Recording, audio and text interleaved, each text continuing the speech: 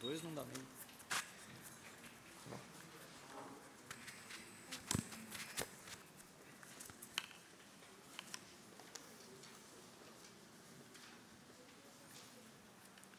Aqui.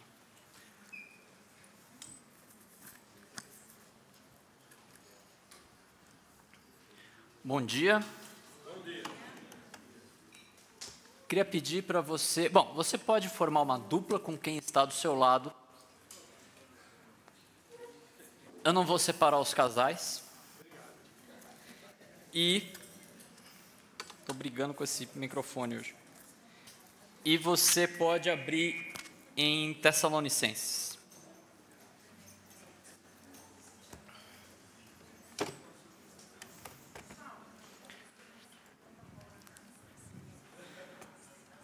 Como da última vez que a gente trabalhou esse texto, eu quero tentar fazer isso como uma forma de uma aula, tá bom? Então, vocês vão ter alguns exercícios para fazer, a gente vai conversar um pouco e a gente vai desenvolvendo o texto, tá bom? Eu queria começar com uma oração, eu queria pedir para alguém orar, um voluntário para orar. Eu posso voluntariar alguém. Gustavo.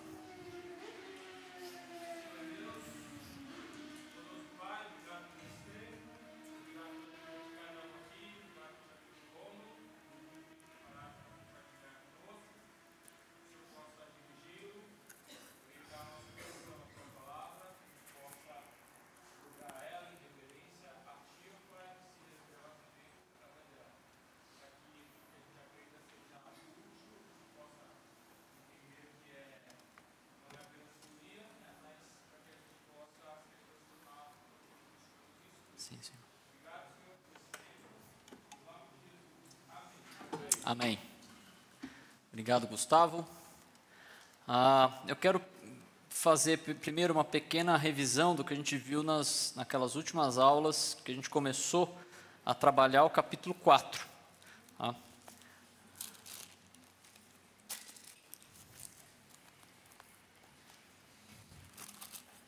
Acabei aqui.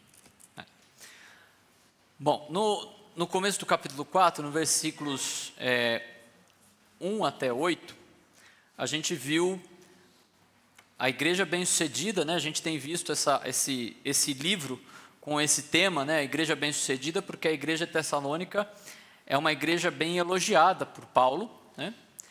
Principalmente no início da carta a gente viu ali, ele recebeu também boas notícias dessa igreja, de como é que eles estavam desenvolvendo a salvação deles. E por isso essa ideia da igreja bem-sucedida, né? Uma igreja que estava vivendo como deveria viver, mas claro, viver como deve viver não quer dizer que ela é perfeita. Então a gente chega aqui no capítulo 4 e eles começam a receber uma série de encorajamentos de Paulo para que eles continuem então vivendo da maneira como eles deveriam viver. Espera aí que tem um... Por isso que está esquisito esse negócio. Jóia. Então a gente viu nesse primeiro trecho que uma igreja bem-sucedida, ela cresce em santidade, se mantendo longe de todo tipo de imoralidade, à medida que cada um cuida de si mesmo e do corpo. E nisso a gente viu que uma igreja saudável, então precisa de encorajamento contínuo para perseverança. Então é de se esperar que o cristão, que ele obedeça cada vez mais, né, e não ao contrário. Ou seja, a vida em Cristo ela é sempre uma vida de crescimento espiritual e não estagnação espiritual. Ele não pode, ou você está crescendo, ou você está atrofiando. É igual um músculo, né? Quando você, pergunte para o Chaim o que acontece com as suas costas, quando você faz determinados movimentos que você não está acostumado, né? Começa a doer, certo, Chaim?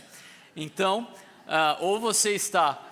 mas isso é porque ele está ficando mais forte, entendeu? Ele está fazendo, né? Agora aí ele vai ficar mais forte, né?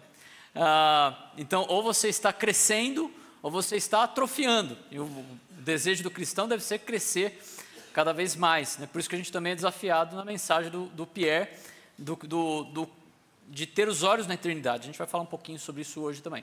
Aqueles irmãos, então, eles sabiam perfeitamente o que eles haviam recebido de instrução em relação a isso, do próprio Paulo e dos seus companheiros de ministério ali, instruções dadas por causa de Cristo e não por qualquer tipo de ideia ou filosofia.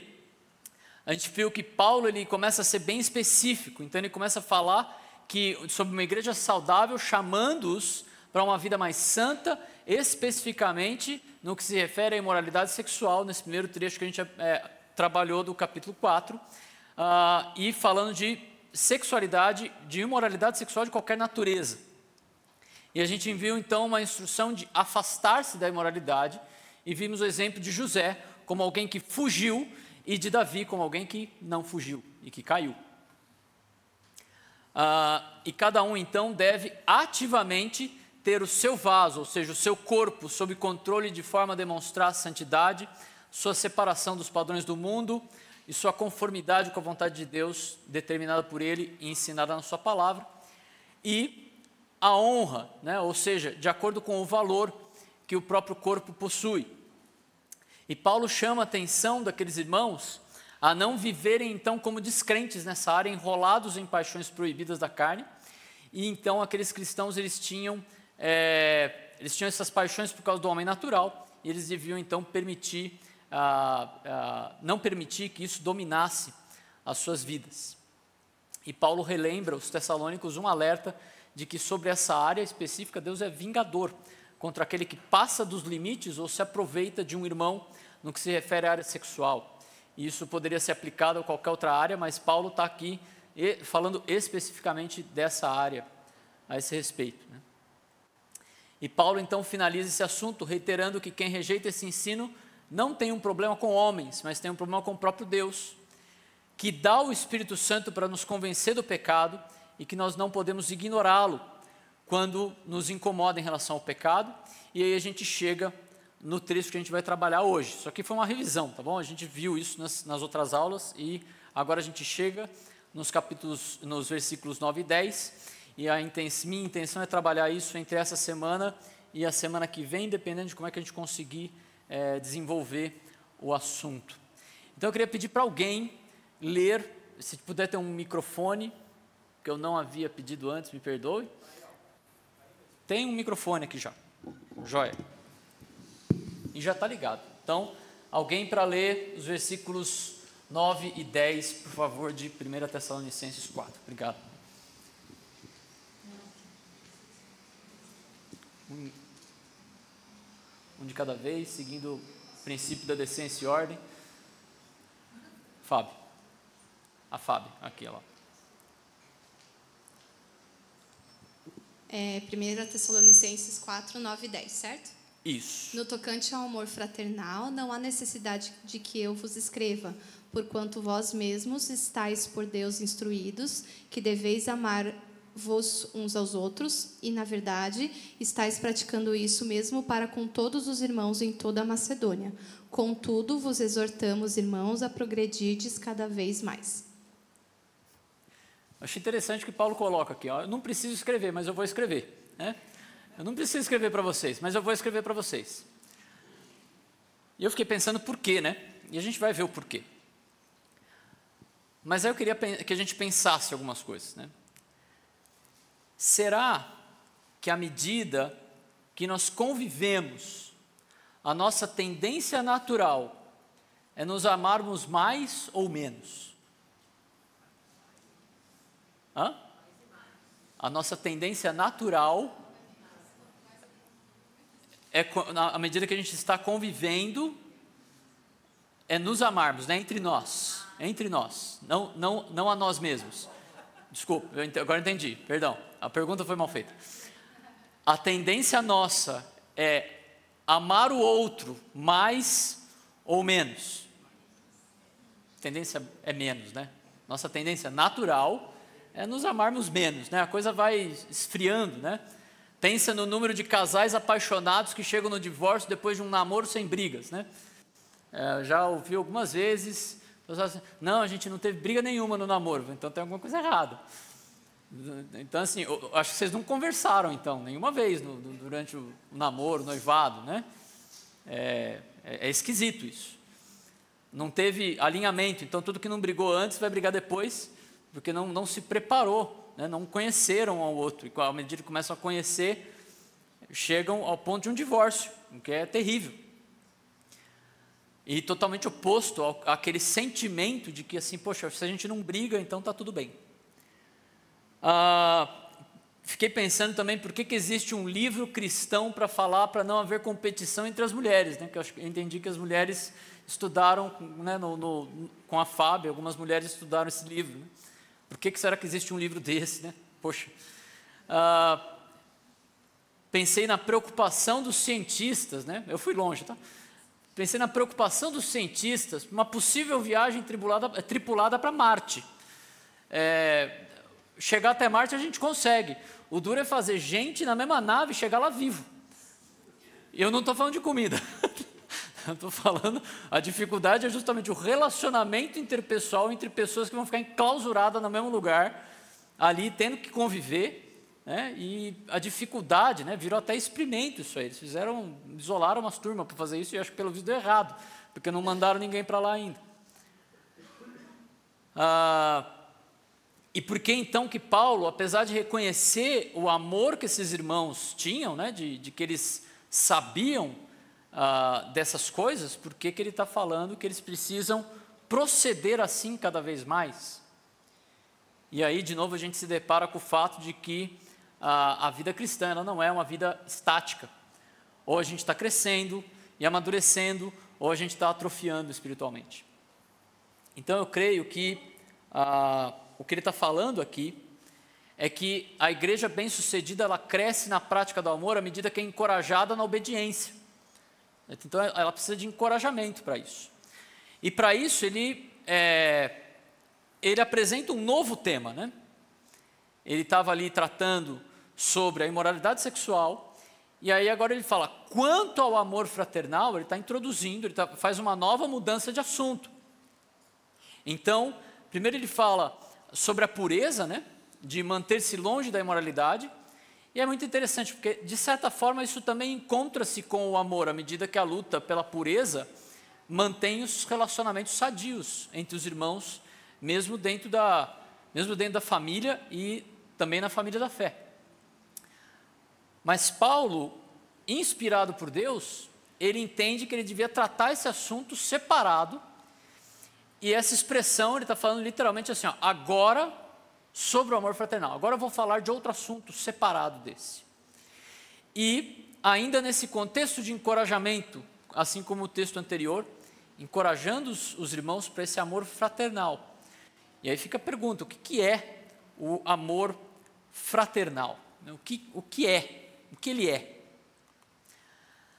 Então a palavra aqui é usada, né, Filadélfia, que alguns irmãos aqui foram de uma igreja com esse nome, né? Porque é uma palavra importante para os cristãos, essa palavra, né? Que é o amor fraternal, amor entre irmãos. Essa palavra, Filadélfia, é formada por outras duas palavras, que é filos, que é um amável, né? O amor, o amigo, um amigo amoroso, e adelphos, que é um irmão, basicamente, ou aquela afeição entre irmãos, e que também pode ser aplicada a companheiro de fé. Agora, adelphos também é formado por dois elementos aqui. Primeiro, uma partícula conectiva a, e a palavra delphos, que é útero, literalmente útero. Ou seja, são pessoas de mesma origem, nascidos da mesma mãe, ou que têm o mesmo pai, né? Enfim, eles vieram do mesmo, eles vieram da mesma origem. E aí adelphos é um irmão nascido de mesmo pai, ou tanto o mesmo pai, ou a mesma mãe, ou os mesmos pais, né, os mesmos relacionamentos ali, mesmo antepassado nacional, pode se referir a qualquer companheiro, outra pessoa, alguém fiel, uma associação, também pode se referir a isso, e irmãos em Cristo. Tudo isso abrange nessa palavra adelphos. No Antigo Testamento, e aí eu queria pedir para alguém já abrir em Salmo 133, no Antigo Testamento essa palavra, ela é usada no Antigo Testamento grego, tá? Para traduzir uma outra palavra, que tem o mesmo significado. E aí ela é usada lá em Salmo 133. Se alguém puder ler, você pode ler na sua Bíblia, pode ler o que está projetado.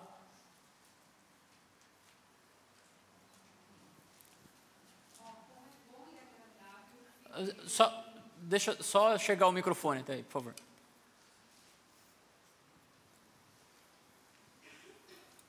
Obrigado, Mirna. Ó, como é bom e agradável viverem unidos os irmãos. É como óleo precioso sobre a cabeça, o qual desce para a barba de Arão, e desce para a gola de suas vestes. É como o orvalho do Hermon, que desce sobre os montes de Sião.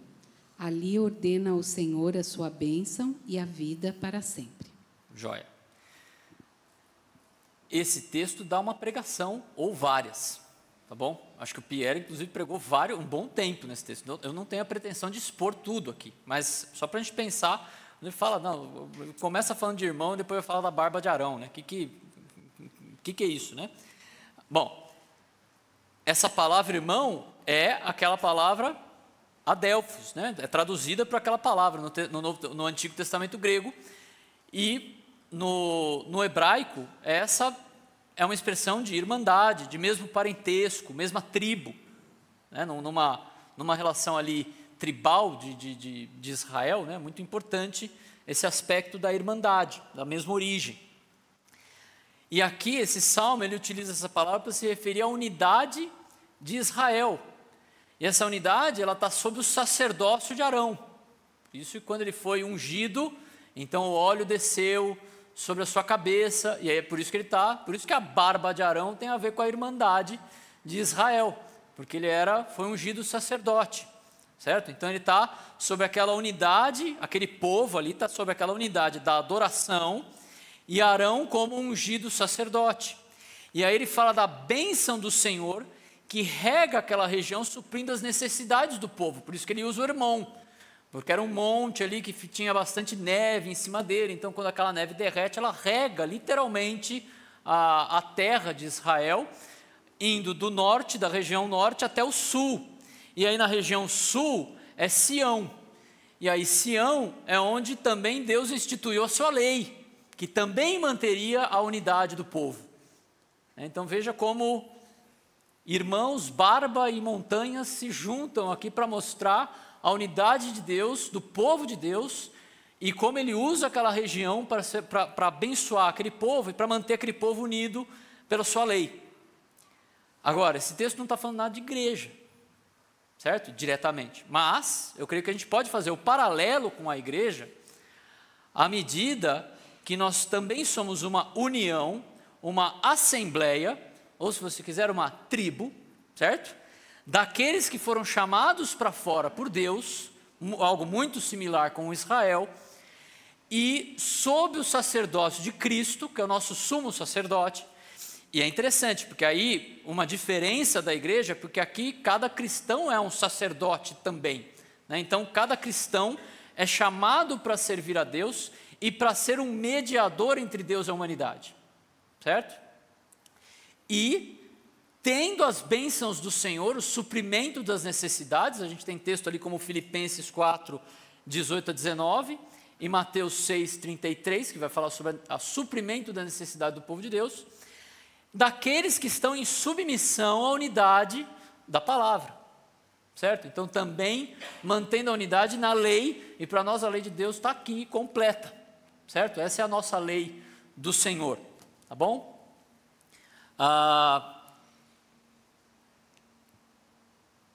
E aí, eu queria pensar em algumas características desse amor fraternal, esse amor que une esse povo, e Deus usa essas diversas coisas para manter esse povo unido, para a gente entender um pouquinho mais sobre esse amor fraternal. E aí eu quero propor um exercício, tá bom? Então você, com a sua dupla, você vai ler os textos que estão projetados aí, e você vai identificar, né? Identifique características do amor fraternal quando você lê esses textos, tá bom? Então eu vou dar um tempinho para vocês fazerem isso e depois eu vou passar com aquilo que eu pensei, e eu espero até que vocês pensem em coisas que eu não pensei, tá bom? Para a gente construir esse entendimento junto do que é esse amor fraternal, especificamente para o Novo Testamento, ou seja, para a igreja, tá bom?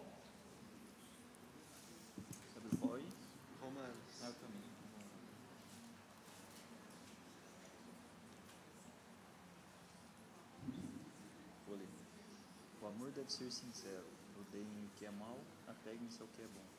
Dediquem-se uns aos outros com amor fraternal. Prefiram dar honra aos outros mais do que a vocês. Sincero, Odeiem o que é mal. então, e odeiem o que é mal, é uma característica disso que você expressar isso para o seu irmão, odiar o pecado dele, também é uma forma de demonstrar amor fraternal. Aquele,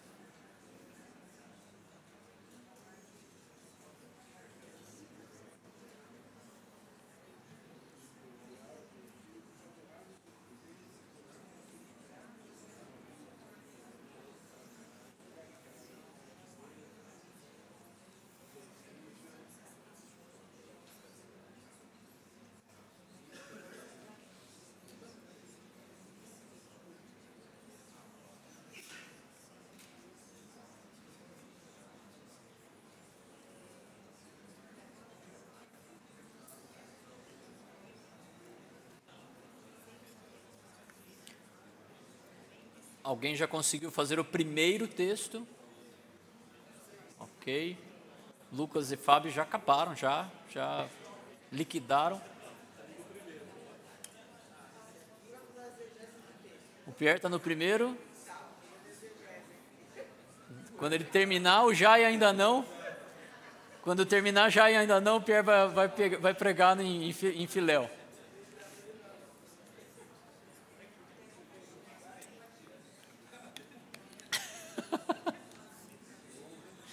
Cada um no seu dom, certo, Pierre? Isso aí.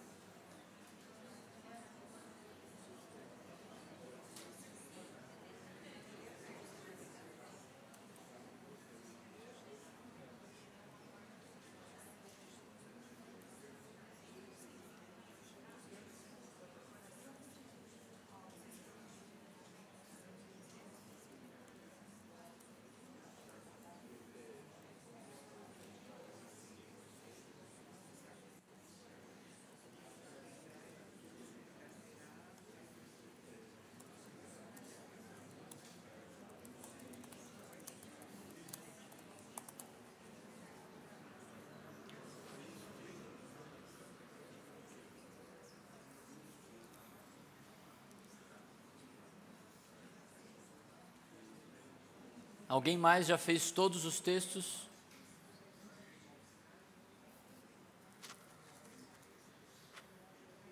Lá atrás, beleza. Bom, vamos desenvolver um pouquinho juntos agora, para a gente ter tempo de seguir até pelo menos um ponto que pelo menos eu imaginei que eu conseguiria essa semana. Romanos 12, 9 a 10. Uma dupla para compartilhar o que observou aí. Não vale o Pierre, não vale o Raul. Deixa eu ver se tem mais alguém que não vale. Por enquanto, vamos fazer essa rodada e depois na próxima eu vejo se alguém mais não vale. uma dupla, por favor. Jean. Oh, esqueci o Jean. Vai, Jean, vamos lá. Ainda bem que eu não pedi perguntas, é só para... Romanos 12, 9 e 10, né? Isso. Primeiramente, o amor não é falso ou fingido. Ok. Ele não é moralmente indiferente com as falhas do outro lado, com as injustiças. Ele busca aperfeiçoar. E ele não é invejoso. Muito pelo contrário, ele é altruísta e busca honrar o próximo. Ok. Repete o primeiro ponto que você falou, por favor, que eu não consegui anotar. Ele não é falso ou fingido. Joia. Beleza. Eu coloquei da seguinte forma. Tá tudo certo, tá bom? Não é que o que eu fiz é melhor ou pior, é só talvez diferente. Eu coloquei o amor fraternal é relacionado com a sinceridade e prática do bem entre irmãos. Por que eu coloquei relacionado? Porque aí tem um truque aí, né? Porque a primeira palavra amor desse texto é ágape. Não é a mesma palavra que Paulo está usando lá. A mesma palavra que Paulo está usando lá é quando ele fala do amor fraternal, tá bom? Mas ele está relacionado, ele está no mesmo contexto. Por isso que, então, o amor fraternal ele se relaciona à sinceridade e prática do bem entre irmãos. A gente vai falar mais sobre isso, porque Paulo também usa ágape nesse texto de Tessalonicenses que a gente está trabalhando. Então, a gente vai trabalhar isso depois. Ele está relacionado, então, a fugir do mal e a apegar-se ao que é bom.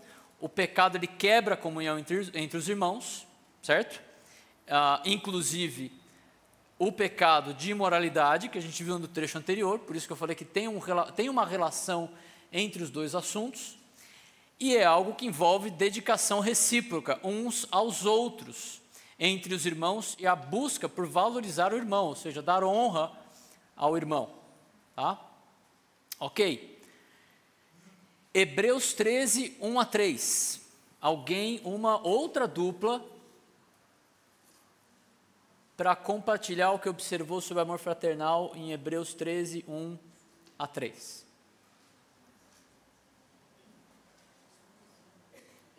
Não houver voluntário. Anelise. Anelise foi primeiro. Lá atrás.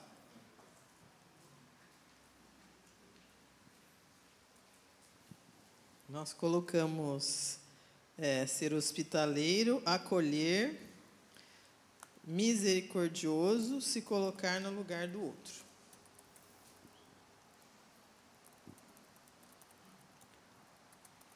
Estou anotando aqui. Se colocar no lugar do outro. Ótimo. Muito bom. Então, tem a ver com essa questão desse amor constante e se relaciona com a hospitalidade. Vocês incluíram a questão da misericórdia. Ok. Essa questão da hospitalidade é interessante porque a hospitalidade é o amor ao estrangeiro, né? O amor com o de fora. Né? E o amor fraternal, ele também se refere lembrar do que estão sofrendo em prisão, injustiça, maus tratos, talvez o que a Annelise considerou como misericórdia, né? Isso, joia. Então, algo que talvez no nosso tempo as pessoas têm falado muito de empatia, né? De se colocar no lugar do outro.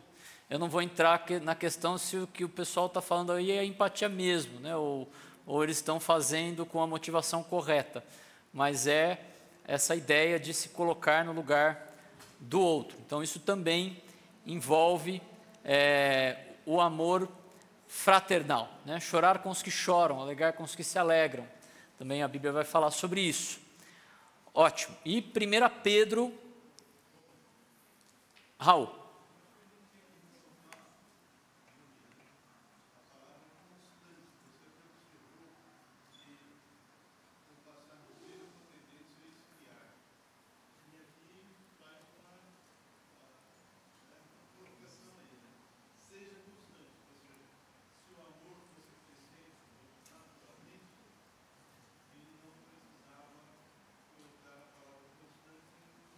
Ótimo. Isso.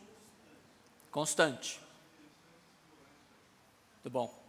Questão da constância, bem colocado pelo Raul, né? Constância da questão uma vez que esse amor tende a esfriar, né? Aí a gente precisa de um encorajamento para que o amor seja constante, para que ele continue.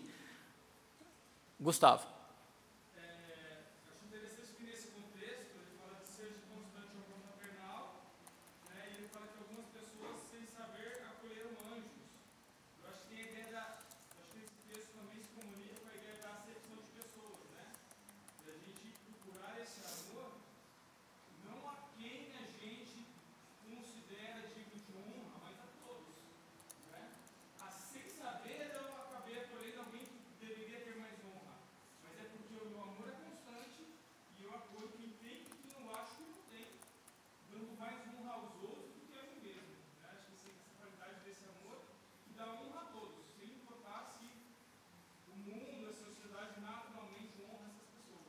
Bom, que é a ideia da hospitalidade, amar o estrangeiro, amar o estranho, né? Aquela pessoa que é estranha, né? A gente tem algumas oportunidades de receber pessoas que a gente não conhece, né? A gente está tendo a oportunidade de receber a Ana, literalmente, né? É uma estrangeira, literalmente nesse caso, né? A gente está tendo uma ótima oportunidade de receber. A gente tem recebido o Alisson, né? É quase um estrangeiro, né? Porque é uma outra cultura, né? Muito legal conversar com ele, né? Uma outra cultura, e a gente tem a oportunidade de recebê-lo e amá-lo, né? E acolhê-lo. Né?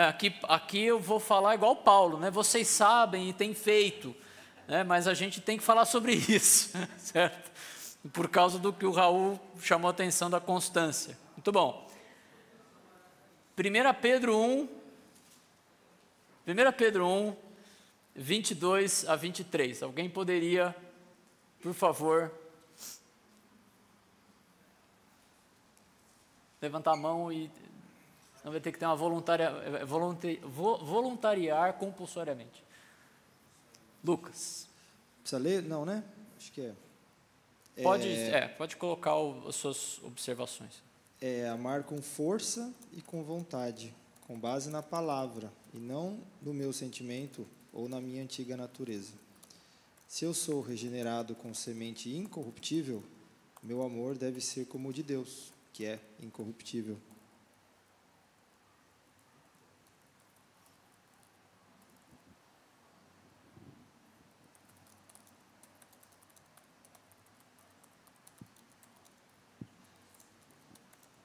Você terminou? Meu amor deve ser como o de Deus? Que é incorruptível. Se eu fui regenerado por uma semente incorruptível. Legal. Muito bom. Muito bom.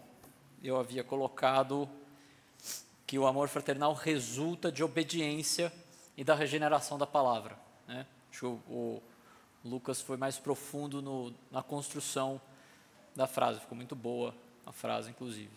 Muito bom. é bom isso, né? A gente tem pessoas diferentes observando o mesmo texto, a gente pode compartilhar e é bacana, a gente aprende uns com os outros, né? Instruí-vos e aconselhai-vos mutuamente, acontece no contexto de culto. Muito bom.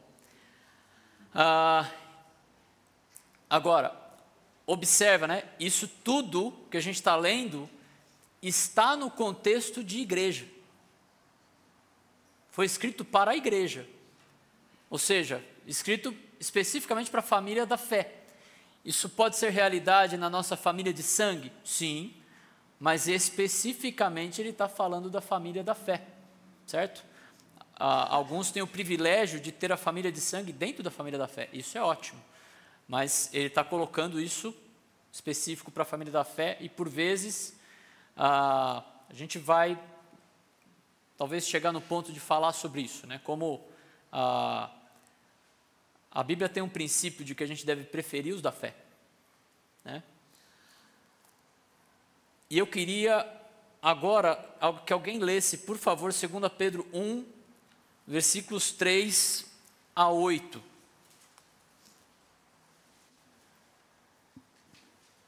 Quem pode ler?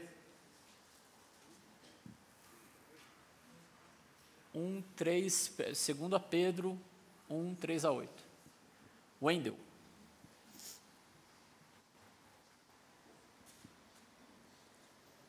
Segunda Pedro 1, 3 a 8. Visto como pelo seu divino poder nos têm sido doadas todas as coisas que conduzem à vida e à piedade, pelo conhecimento completo daquele que nos chamou para a sua glória, própria glória e virtude, pelas quais nos têm sido doadas todas as suas preciosas e muito grandes promessas, para que por elas vos torneis comparticipantes da natureza divina, livrando-vos da corrupção das paixões que há no mundo.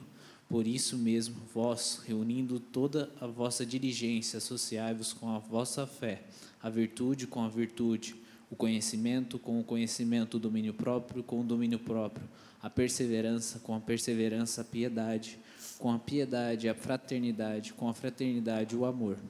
Porque estas coisas existindo em vós e em vós aumentando, fazendo com que não sejais nem nativos nem infrutuosos no pleno conhecimento de nosso Senhor Jesus Cristo. Muito bom, né? Também não vou tratar esse texto todo com a profundidade, o Pierre já pregou desse texto também, mas apenas para mostrar, né, que o amor fraternal ele é parte do processo do amadurecimento cristão, porque esse texto ele mostra uma escalada na vida cristã, né? Diversas coisas que Deus vai produzir no cristão, e entre elas está a fraternidade, e depois da fraternidade, com a fraternidade o amor, e aí amor é ágape, e a gente vai ver depois a relação entre eles.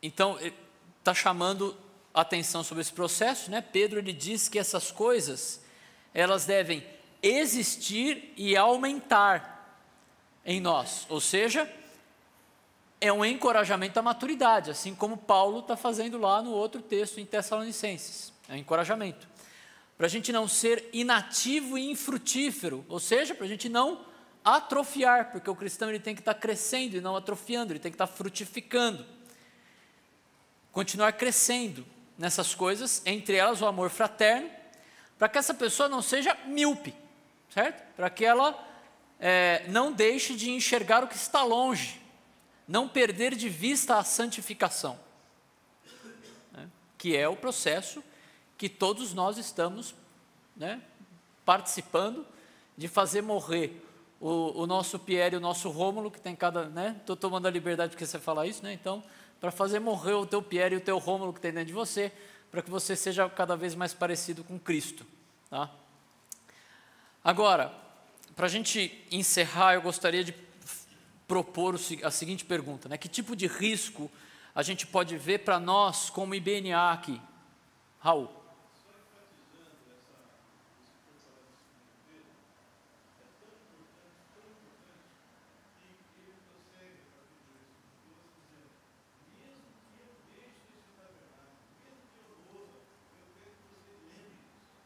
Sim. Muito bom. Questão da ênfase de Pedro.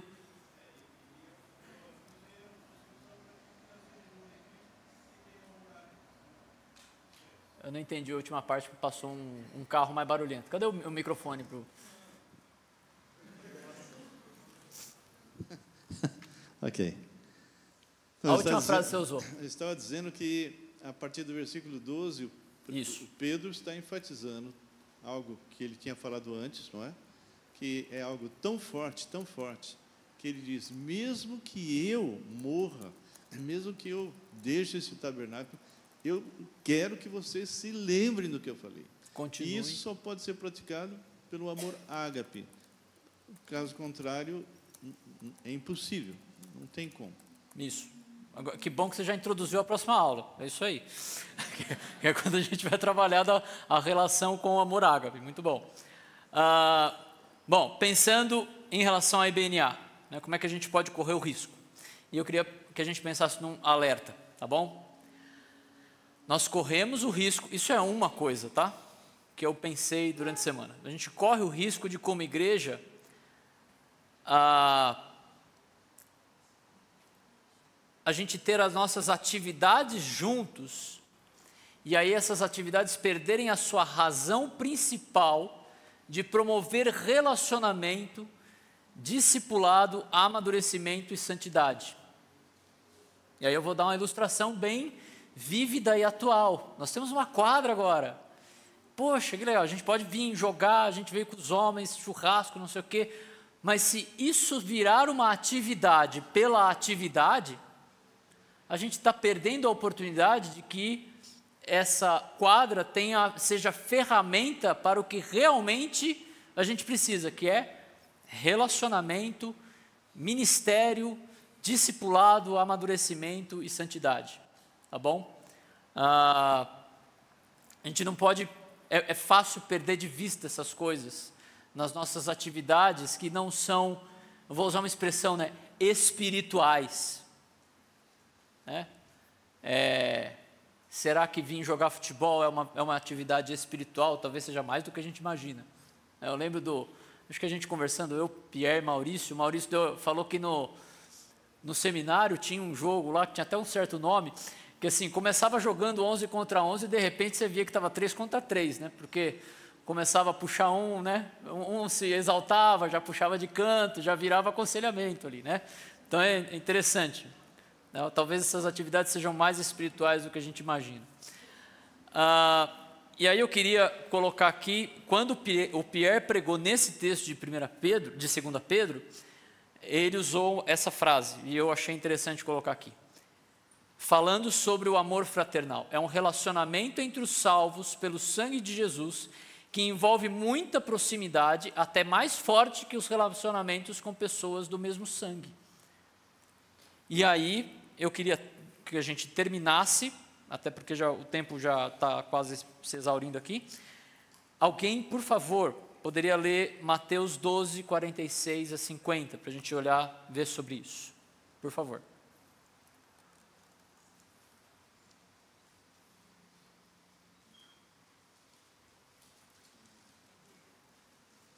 Pierre vai ler, por favor. Falava ainda Jesus ao povo, e eis que sua mãe e seus irmãos estavam do lado de fora, procurando falar. E alguém lhe disse, tua mãe e teus irmãos estão lá fora e querem falar. Porém ele respondeu ao que lhe trouxeram o aviso, quem é minha mãe e quem são meus irmãos? E estendendo a mão para os seus discípulos, disse, eis minha mãe e meus irmãos, porque qualquer que fizer a vontade do meu Pai Celeste, este é meu irmão, irmã e mãe. Muito bom. Obrigado, Pierre. Então, esse texto de 2 Pedro, né, ele fala de associar o amor fraterno e o amor ágape, o amor sacrificial, e essa mesma associação vai acontecer aqui, e aqui para a gente pensar nessa questão de como esse amor filéu, ele é tão forte entre irmãos, que há uma prioridade, inclusive na vida de Jesus, do irmão entre os seus discípulos, né? Do amor entre os seus discípulos, entre os seus irmãos. A gente vai ver aquele texto, só para dar um spoiler, em que Jesus fala o seguinte, né? Ninguém tem maior amor, ágape, do que esse. Ninguém tem maior amor, ágape, do que aquele que dá a própria vida pelos seus amigos. E aqui amigos é filos, de onde vem também a palavra Filadélfia, tá bom? Beleza, pessoal, eu vou encerrar aqui. E eu queria pedir para alguém orar encerrando esse tempo.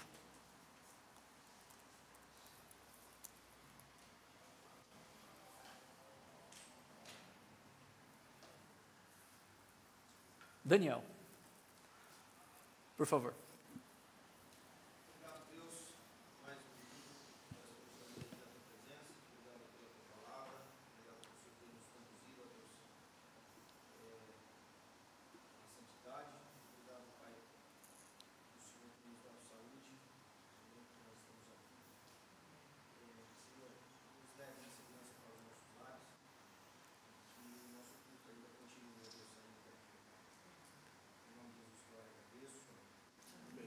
Amém. Obrigado, Daniel. Muito bom, pessoal. Boa semana. Bom domingo e boa semana.